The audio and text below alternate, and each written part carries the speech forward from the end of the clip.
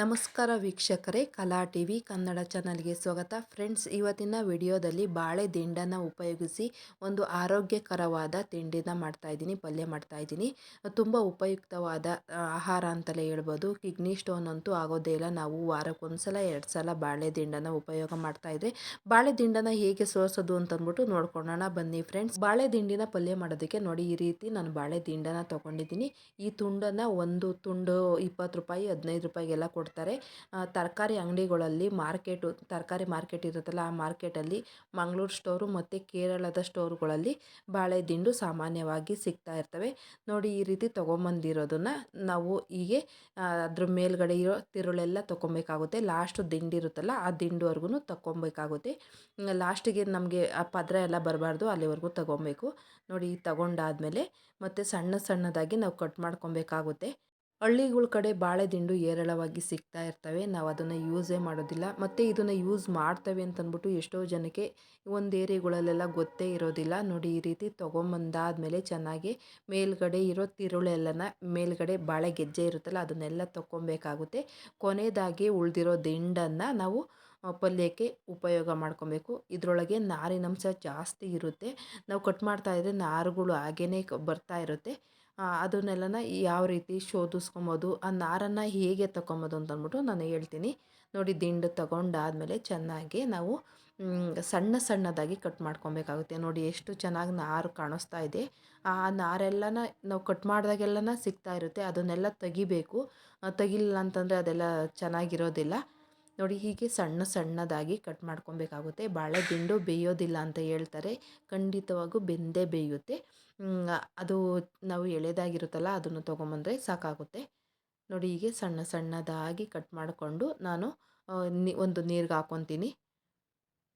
ತುಂಬ ಉಪಯುಕ್ತವಾದ ಒಂದು ಆಹಾರ ಅಂತಲೇ ಹೇಳ್ಬೋದು. ಅದರೊಳಗೂ ಹೆಲ್ತಿ ಆಹಾರನೇ. ಇದನ್ನು ನಾವು ಒಂದು 15 ದಿವಸಕ್ಕೆ ಸಲ, ಇಲ್ಲಾಂದರೆ 8 ದಿವಸಕ್ಕೆ ಸಿಗೋದಾದರೆ 8 ದಿನಕ್ಕೆ ಸಲ, 15 ದಿವಸಕ್ಕೆ ಸಲ ಮಾಡ್ಕೊಂಡು ತಿಂತಾಯಿದ್ರೆ ನಮಗೆ ಕಿಡ್ನಿಗಳಲ್ಲಿ ಕಲ್ಲುಗಳಾಗೋದು ನಿಯಂತ್ರಣಕ್ಕೆ ಬರುತ್ತೆ. ಮತ್ತು ಕಲ್ಲು ಆಗದಾಗೆ ನೋಡ್ಕೊಳ್ಳುತ್ತೆ. ಬಾಳೆ ದಿಂಡನ್ನು ಆಗಿಂದಾಗೆ ಆಹಾರದಲ್ಲಿ ಸೇವನೆ ಮಾಡೋದ್ರಿಂದ ನೋಡಿ, ಹೀಗೆ ಸಣ್ಣದಾಗಿ, ಆದಷ್ಟು ಎಷ್ಟು ಸಣ್ಣದಾಗಿ ಹಚ್ಕೊತೀವೋ ಅಷ್ಟು ಚೆನ್ನಾಗಿ ಬೇಯುತ್ತೆ ಫ್ರೆಂಡ್ಸ್. ಹಾಗೆ ಹಚ್ಕೊಬೇಕಾಗುತ್ತೆ. ದೊಡ್ಡದಾಗಿ ಹಚ್ಕೊಂಡ್ರೆ ಒಂದು ಸ್ವಲ್ಪ ಬೇಯೋದಿಲ್ಲ ಇದು. ನಾನು ಬಾಳೆ ದಿಂಡಿನ ಜೊತೆ ಪಲ್ಯ ಮಾಡೋದಕ್ಕೆ ಅಲಸಂಡೆ ಕಾಳನ್ನ ಒಂದು ನೈಟು ನೆನೆಸಿಟ್ಟಿದ್ದೆ. ಅದರಿಂದ ನಾನು ಪಲ್ಯ ಮಾಡ್ಕೊತೀನಿ. ಹೆಸ್ರು ಕಾಳನ್ನೂ ಹಾಕ್ಕೊಬೋದು, ಅದರಿಂದಲೂ ಪಲ್ಯ ಮಾಡ್ಬೋದು. ತುಂಬ ಚೆನ್ನಾಗಿರುತ್ತೆ. 2 ಕಾಂಬಿನೇಷನು, ಹೆಸ್ರು ಕಾಳು ಮತ್ತು ಇಲ್ಲಾಂದರೆ ಅಲಸಂಡೆ ಕಾಳು ಹಾಕೋದ್ರಿಂದ ತುಂಬ ಚೆನ್ನಾಗಿ ಹೊಂದ್ಕೊಳ್ಳುತ್ತೆ ಪಲ್ಯ. ಯಾಕೆ ಅಂತಂದರೆ ರುಚಿ ಚೆನ್ನಾಗಿರುತ್ತೆ ಹೆಸ್ರು ಕಾಳಲ್ಲಿ ಮತ್ತು ಅಲಸಂಡೆ ಕಾಳಲ್ಲಿ. ಈ ಬಾಳೆ ದಿಂಡು ಸಪ್ಪೆ ಇರೋದ್ರಿಂದ, ಸಪ್ಪೆ ಇರುವಂಥ ಕಾಳುಗಳ್ನ ಹಾಕಿದ್ರೆ ಅಷ್ಟು ರುಚಿ ಇರೋದಿಲ್ಲ. ಈಗ ಅಲಸಂಡೆ ಕಾಳೆಲ್ಲ ತುಂಬಾ ರುಚಿ ಇರುತ್ತೆ. ಹೆಸ್ರು ಕಾಳೇ ಆಗಿರ್ಬೋದು, ಅಲಸಂಡೆ ಕಾಳು ಆಗಿರ್ಬೋದು, ಅದನ್ನು ಹಾಕೋದ್ರಿಂದ ನಮಗೆ ತುಂಬ ಚೆನ್ನಾಗಿ ಪಲ್ಯ ಹೊಂದ್ಕೊಳ್ಳುತ್ತೆ. ಒಂದು ದಿಂಡು ತೊಗೊಂಬಂದ್ರೆ ಸಾಕು, ಒಂದು 5ರಿಂದ 6 ಜನ ನಾವು ಆರಾಮಾಗಿ ಪಲ್ಯನ ಸೇವನೆ ಮಾಡ್ಬೋದು. ನೋಡಿ, ಈ ರೀತಿ ಕಟ್ ಮಾಡಾದಮೇಲೆ ನೀರಿಗೆ ಹಾಕಿ ಚೆನ್ನಾಗಿ ತೊಳ್ಕೊಬೇಕಾಗುತ್ತೆ. ಕಟ್ ಮಾಡಿರೋ ದಿಂಡನ್ನು ನೀರಿಗೆ ಹಾಕ್ಬಿಟ್ಟು ಅದರೊಳಗಿರೋ ನಾರಿನಂಶ ಎಲ್ಲನ ತೆಗಿಬೇಕಾಗುತ್ತೆ. ಎಷ್ಟು ಸಿಂಪಲ್ಲಾಗಿ ತೊಗೊಬೋದು ಅಂತ ನೋಡೋಣ ಬನ್ನಿ ಫ್ರೆಂಡ್ಸ್. ಒಂದು ಕಡ್ಡಿ ಸಹಾಯದಿಂದ, ಇಲ್ಲ ಅಂತಂದರೆ ಒಂದು ಪೋರ್ಕ್ ಇರುತ್ತಲ್ಲ, ಆ ಪೋರ್ಕ್ ಸಹಾಯದಿಂದ ನಾವು ತೊಗೊಬೋದು. ನೋಡಿ, ಒಂದು 2-3 ಸಲ ಚೆನ್ನಾಗಿ ಆಡಿಸಾದ್ಮೇಲೆ ಅದೆಲ್ಲ ಒಂದು ತಾವು ಬಂದು ಸೇರಿಕೊಳ್ಳುತ್ತೆ. ನಾರೆಲ್ಲ ಒಂದು ತಾವು ಬಂದು ಸೇರಿಕೊಳ್ಳುತ್ತೆ. ಆರಾಮಾಗಿ ನಾವು ಈಸಿಯಾಗಿ ತೊಗೊಬೋದು ನೋಡಿ ಫ್ರೆಂಡ್ಸ್. ನೋಡಿ, ಎಲ್ಲ ನಾರೆಲ್ಲ ಒಂದು ತಾವು ಬಂದು ಸೇರಿಕೊಂಡಾದ್ಮೇಲೆ ಅದರೊಳಗಡೆ ಅಂಟ್ಕೊಂಡಿರೋ ಒಂದು ಸ್ವಲ್ಪ ಬಾಳೆ ದಿಂಡಿರುತ್ತೆ, ಅದನ್ನೆಲ್ಲ ಅಂಟ್ಕೊಂಡಿರೋದನ್ನೆಲ್ಲ ತೆಗೆದ್ಬಿಟ್ಟು ನಾನು ಆಚೆಗೆ ಹಾಕ್ಕೊತಾ ಇದ್ದೀನಿ. ನೋಡಿ, ಇನ್ನೊಂದು ಸಲ ತಗೊಳ್ಳೋಣ. ಜಾಸ್ತಿ ಇರೋದಿಲ್ಲ, ಎಲ್ಲ ಒಂದೇ ತಾವು ಬಂದು ಸೇರಿಕೊಂಡಿರುತ್ತೆ. ಒಂಥರ ಗಂಟು ಥರ ಬಂದು ಸೇರಿಕೊಂಡಿರುತ್ತೆ. ಹಾಗೆ ತಗೊಂಡ್ರೆ ಆಗುತ್ತೆ ನೋಡಿ. ಈಗ 2ನೇ ಸಲ ತೆಗಿತಾ ಇದ್ದೀನಿ, ಏನೂ ಬಂದಿಲ್ಲ. ನಮ್ಮ ಕೈಗೂ ಸಹ ಸಿಗ್ತಾ ಇಲ್ಲ. ತೊಳೆದ್ಬಿಟ್ಟು ಈಗ ನಾನು ಒಂದು ಕುಕ್ಕರ್ಗೆ ಸೇರಿಸ್ಕೊತೀನಿ. ಅಕಸ್ಮಾತ್ ಏನಾದರೂ ನಾರೇನಾದರೂ ಉಳ್ಕೊಂಡಿದ್ರೆ ಕೈಗೆ ತಾಗ್ತಾ ಇರುತ್ತೆ, ಆವಾಗ ತೆಗೆದು ಹಾಕ್ಕೊಬೋದು. ತುಂಬ ಸಿಂಪಲ್ಲು ಮತ್ತು ಈಸಿಯಾಗಿ ಮಾಡ್ಕೊಬೋದು. ತುಂಬ ಆರೋಗ್ಯಕರವಾದ ಆಹಾರ ಅಂತಲೇ ಹೇಳ್ಬೋದು. ನಾವು ಆಗಿಂದಾಗ್ಲೇ ಸೇವನೆ ಮಾಡೋದ್ರಿಂದ ಕಿಡ್ನಿಯಲ್ಲಿರೋ ಸ್ಟೋನ್ಗಳ್ನೆಲ್ಲ ನಾವು ಕಡಿಮೆ ಮಾಡ್ಕೊಬೋದು ಆದಷ್ಟು. ಒಬ್ಬೊಬ್ಬರಿಗೆ ಎಷ್ಟೇ ನೀರು ಕುಡಿತಾ ಇದ್ರೂ ಉಷ್ಣಾಂಶ ಇರೋರಿಗೆ ಜಾಸ್ತಿ ಆಗ್ತಾ ಇರುತ್ತೆ ಕಿಡ್ನಿ ಸ್ಟೋನ್ ಎಲ್ಲನ.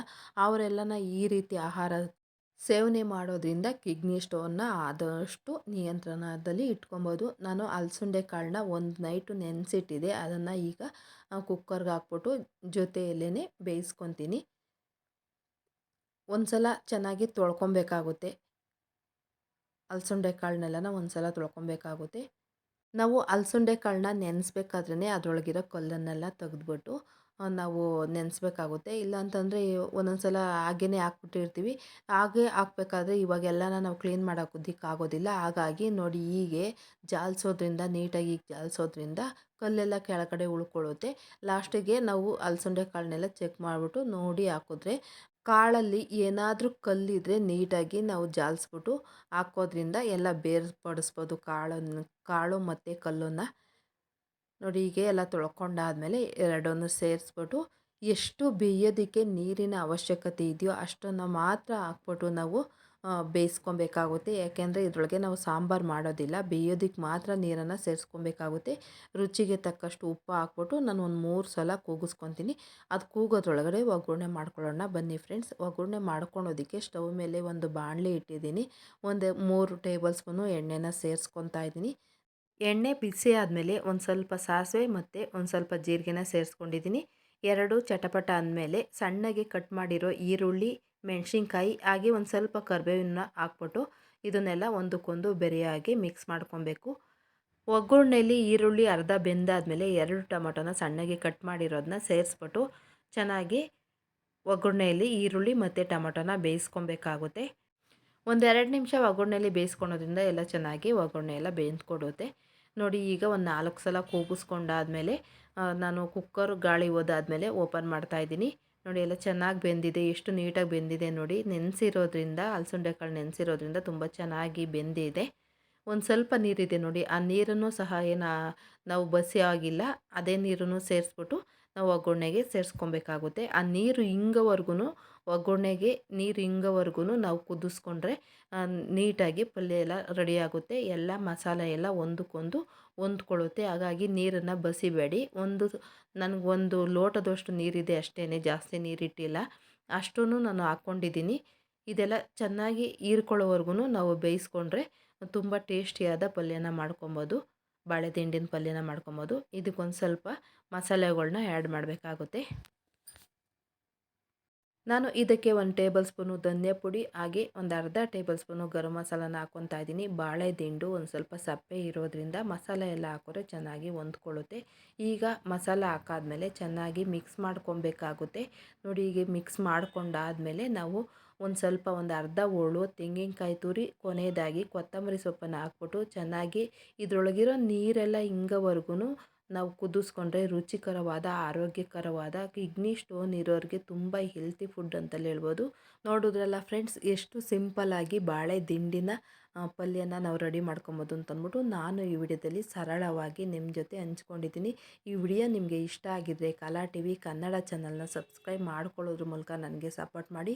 ನಿಮ್ಗೆ ಇಷ್ಟ ಆಗಿದ್ದರೆ ಈ ವಿಡಿಯೋಕ್ಕೊಂದು ಲೈಕ್ ಕೊಡಿ. ನಿಮ್ಗೆ ಗೊತ್ತಿರೋರಿಗೆ ಈ ವಿಡಿಯೋನ ಶೇರ್ ಮಾಡೋದ್ರಿಂದ ಅವ್ರಿಗೂ ತುಂಬಾ ಅನುಕೂಲ ಆಗುತ್ತೆ.